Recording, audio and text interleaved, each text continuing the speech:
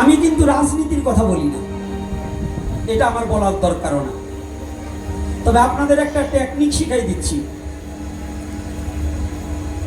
এবার এই 5ই আগস্টের পরে বুঝতে পেরেছেন কিছু কিছু লোকের কোন নেতার পা চাটবেন না, যে দলের যে নেতা হোক, কোন নেতাকে আমরা পা চাটবো না। আমি সনাতনী, আমার কাছে আসতে হবে। আমি বাংলায় জন্মগ্রহণ করেছি, ভোট আমার অধিকার, আমার অধিকার ছিনিয়ে নেওয়ার অধিকার কারণে আমার সনাতনীর জাতির যার কাছে সুরক্ষা হবে, যে সনাতনী জাতির ব্যথা বুঝবে, সনাতনী জাতি যার কাছে নিরাপদে থাকবে, মন্দির যার কাছে নিরাপদে থাকবে, আমার মা বোন যার কাছে নিরাপদে থাকবে, আমার সন্তান যার কাছে নিরাপদে থাকবে, আমার ধন সম্পদ জমি যার কাছে নিরাপদে থাকবে, আমি সেই দলের সাপোর্ট করব। না হলে এক শালারও সাপোর্ট আমি করি না। হরিবল হরিবল। যেরকম আমাকে সাপোর্ট দিতে পারবে যে না, বাংলা বঙ্গজননী সন্তান, হিন্দু মুসলমান বৌদ্ধ খ্রিস্টান যারা বাংলায় জন্মগ্রহণ করেছে সবার জানমালের নিরাপদ আমি দেব, তার আমি সাপোর্ট করবো। না হলে না। কি সনাতনী জাতি বুঝতে পারবেন তো? কোনো দালালি করবেন না, সনাতনী জাতি কোনো দালাল হবেন না। 5ই আগস্টের পরে কোনো দলের হয়ে নয়, আমি গোপীনাথ নিজে অন্তর্বর্তী সরকারের কাছে গিয়েছিলাম। আমরা দাবি নিয়ে 8 দফা দাবি নিয়ে, যখন অনেক জায়গায় আজও অবধিও দেখুন গোবিন্দভোগ আমের নাম দেওয়া যাবে না, ইয়া নিয়েও লাফালাফি করে। গোপাল ভোগ দেওয়া যাবে না, ওটা হিন্দু গো নাম। আমার হাসি পায়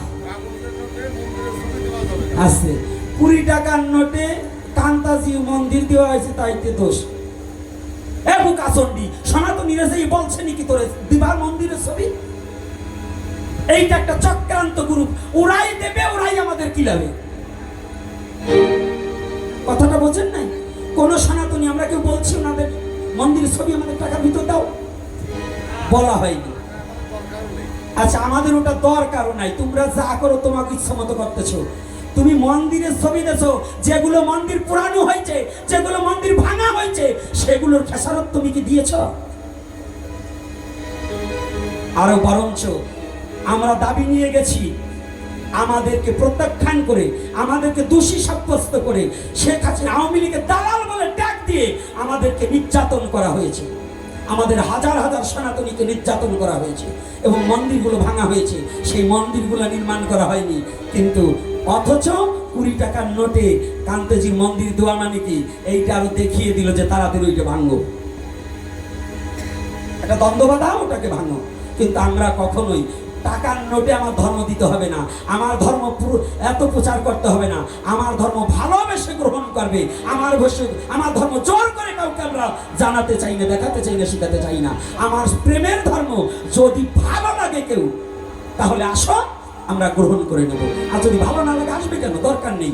কিন্তু বাবা, আমার অনুরোধ, যদি এত লাফাও গোপাল ভোগ গোবিন্দ ভোগ আমের নাম তা বলা যাবে না, ওইটা যাবে না, তাহলে এই বাংলাদেশে সূর্যের তাপটা নেওয়া বন্ধ করে দাও তুমি।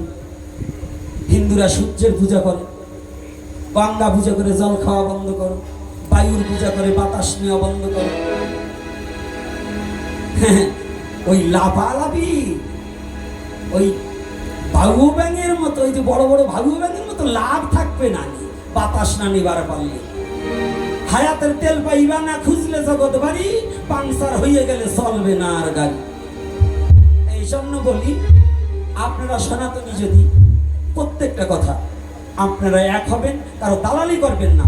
আমরা সনাতনী, আমার স্বধর্ম ভালোবাসি, আমরা অন্য ধর্মের কোনো কুচ্ছ খারাপ কিছু আমরা বলবো না। কি বলবো আমরা? বলি বলবেন না। আর একটা যুব সমাজকে আমি আর একটা মেসেজ দিয়ে যাচ্ছি, আপনারা কোনো ধর্ম নিয়ে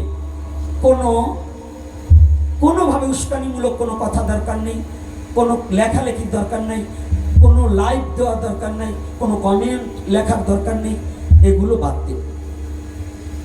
এখন অন্যদিকে বিশ্বের কাছে চাপ পাবে বিদায় এখন একটাই ট্যাগ পেয়েছে, ধর্ম অবমাননা। এই ধর্ম অবমাননা দিয়ে এখন আপনাদেরকে, আমাদের যুব সমাজকে, যুব ছেলেদেরকে খুব নির্যাতন শুরু করেছে। এগুলো থেকে বেরিয়ে আসতে হলে আমি যেমন একটা বাটন সেট ছাড়া কোনো সেট চালাই না। তবে সরকার ওই যে কি মোবাইলের দিয়ে লেখাপড়া, এটা ঠিক আছে, করতে হবে, কিন্তু কে কি বললো সনাতন ধর্ম এত ছোট ধর্ম নয় যে একজন মন্দ বললেই সনাতন ধর্মের কিছু যায় আসবে না কিছু। এজন্য আমার সনাতনী বাবাদের বলবো, তোমরা কোনো অন্য ধর্ম সম্বন্ধে কোনো আলোচনা সমালোচনা কিছু করার দরকার নেই, কিচ্ছুর প্রয়োজন নেই। তুমি শুধু তোমার ধর্মটাকে জানো, তোমার ধর্মটাকে চেনো। তোমার ধর্মে এমনই কিছু কম নেই যে অন্যের ধর্মে ধার নিতে হবে না। সনাতন ধর্মে সব আছে, তুমি কি চাও, কি প্রয়োজন চাও, যদি তুমি খুঁজে না পাও আমার কন্ট্যাক্ট নাম্বার রেখে দাও, কন্ট্যাক্ট নাম্বারে যোগাযোগ করবে। আমি না পারি ভারতবর্ষ থেকে, ভারতবর্ষ না পারে তার চেয়ে ওই পৃথিবীতে অনেক জ্ঞানী গুণীজন আছে। বাংলাদেশ নয়, শুধু সনাতন ধর্মে বিশ্বে বড় বড় আর্য মহর্ষিরা এখনো বিদ্যমান আছে, বর্তমান আছে, তাদের কাছ থেকে আমি সংগ্রহ করে দেব।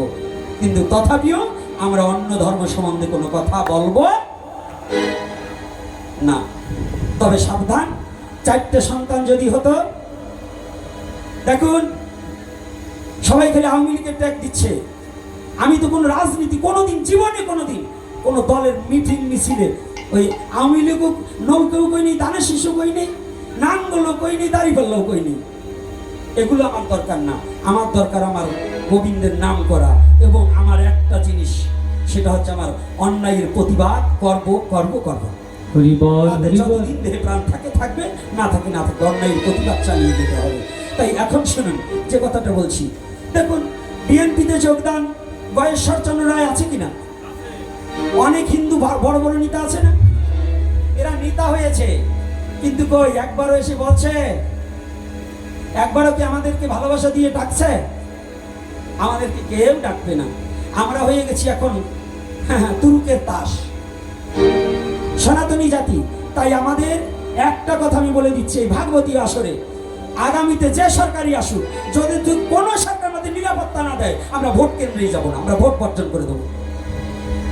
পারবে না? যাদের কাছে আমাদের নিরাপত্তা থাকবে না, তাহলে আমরা কিসের ভোট দেবো? আর যে দলের হোক, আওয়ামী লীগ, বিএনপি, জাতীয় পার্টি, জামাতি ইসলাম, হিফাজত, আমি কিচ্ছু বুঝি না, যে আমার জাতিকে নিরাপদে দেবে আমি তার জন্য আমি স্লোগান দিতে রাজি আছি। যে আমার জাতির নিরাপত্তা দেবে না, সে যত বড় দল হোক তারে আমি মানি না। কি রাগ হচ্ছে নাকি আমার কথায়? কষ্ট হচ্ছে নাকি? আর একটা কথা, নিজেরাই নিজেদের শত্রু। দলাদলি ভুলে যান। কোনো গ্রামে কোনো দল থাকবে না, বৈষ্ণবদের মধ্যে কোনো হিংসা থাকবে না। বৈষ্ণবরা যে গ্রামে যাবেন, কাউকে বিভাজন না করে একত্রিত করুন, একত্রিত করুন।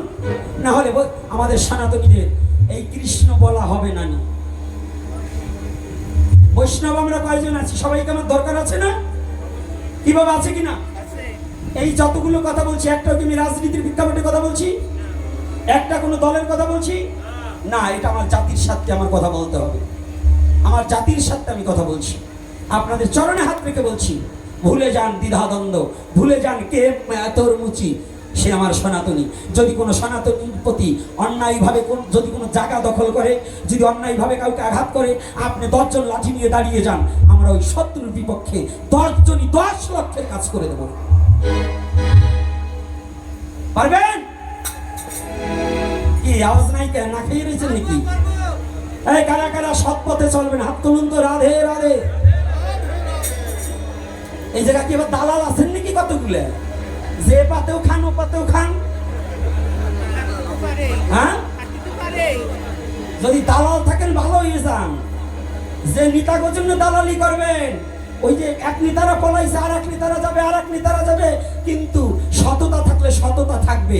নেতারা একজন যাবে, আর একজন আসবে, কিন্তু যে নেতার পাচাইতে লাভ নাই। আমি আমার সৃষ্টিকর্তার ভজন করব, আর রাষ্ট্রীয় আইন মানতে হয়। ভোট আমার অধিকার। যে সৎ পথ অবলম্বন করবে, যে সততার সহিত থাকবে, যে দল যে করুক, আমি তারে ভোট দেব। রাধে রাধে। নাকি যে দল যে করুক, আমি তারে ভোট দেবো, যদি আমার জাতিকে সে রক্ষা করার প্রতিশ্রুতি দেয়। তবে অন্তর্বর্তী সরকার আমাদের কোনো কিছু করে নাই, সে সনাতনীর জন্য কোনো উপকার করে নাই। জোর গলায় বলে দিলাম, এতে যদি আমার ফাঁসি হয় হয়ে যাবে, আমার মৃত্যু হয় হয়ে যাবে। কারণ তিনি আমাদের, আমরা 8 দফা দাবি নিয়ে তার কাছে কথা বলেছিলাম, তিনি আমাদের সাথে কোনো কথা বলে নাই।